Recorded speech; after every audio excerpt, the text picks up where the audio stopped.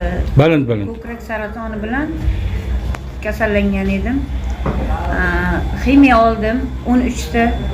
Ungacha shu bolnitsada yotib, nima qildim, operatsiya bo'ldim. Oldirib tashladim. Lekin holsiz bo'lib yurardim. Mana hozir bu kompaniyani nimasini eshitib, kelib bunga a'zo bo'ldim. Qaysi kompaniya? TNC kompaniyasiga a'zo bo'ldim. Hozirgacha mana shu 2 haftadan oshib qoldi. Mahsulotlardan mana shu mahsulotlardan men iste'mol qilyapman. Hozir o'zimni yosh qizlardek his qilyapman. To'g'risi, hammam ham joyida, ishlarni qilaman. Xohlasam yuguraman. Hozir 10 ta qiz qiladigan ishni bir o'zim qilaman.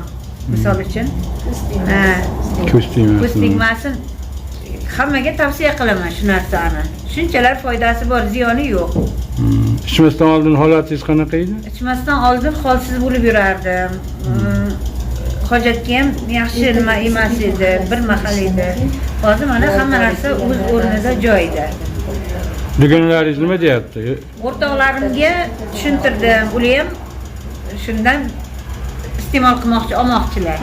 O'rtoqlarim hammasi xursand meni turishimdan, nimamdan, kasaldan tuzalayotganimdan hamma xursand. Rahmat, mayli.